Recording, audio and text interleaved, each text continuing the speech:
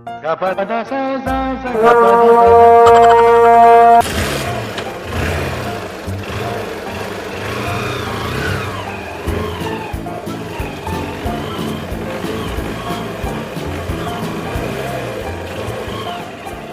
আছো? তোমাদেরকে দেখে খুবই ভালো লাগলো যে তোমরা প্রতিযোগিতায় অংশগ্রহণ করতে এসেছো। এখন যার যার মোটরসাইকেল নিয়ে লাইনে দাঁড়িয়ে যাও।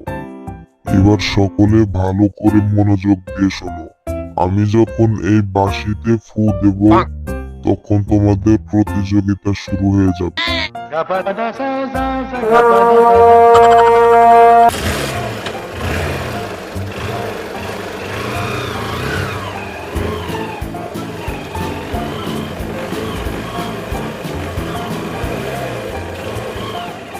কেউ আছো?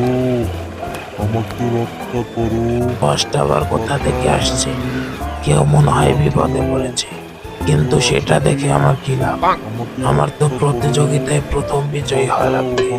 এই আওয়াজটা আবার কোথা থেকে আসছে? কেউ মনে হয় বাঁচাও বাঁচাও বলে চিৎকার করছে। যাকে ওদিকে কান দিলে আমার হবে না। আমাকে এখন প্রতিযোগিতায় প্রথম বিজয়ী হওয়া লাগবে। এই আওয়াজটা কোন দিক থেকে আসছে? এরকম আওয়াজ শুনে তো মনে হচ্ছে কেউ বিপদে পড়েছে। আমাকে এটা দেখতে হবে। এটা কিসের আওয়াজ? মনে হয় কেউ বিপদে পড়েছে।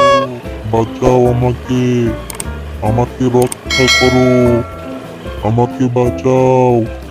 কেউ কি শুনতে পারছো?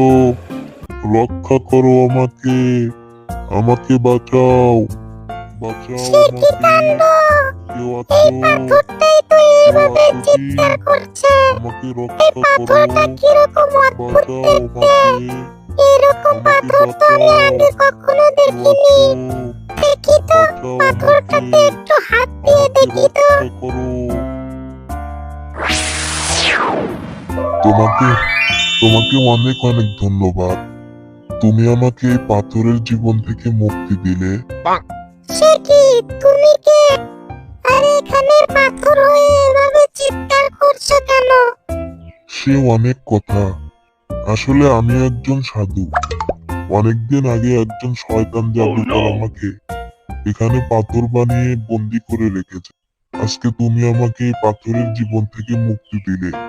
তোমাকে আমি আশীর্বাদ করছি, তোমার জীবনে খুবই উন্নতি হবে। তুমি সারাটা জীবন ভালো থাকবে। তোমার কাছে আমি খুবই কৃতজ্ঞ।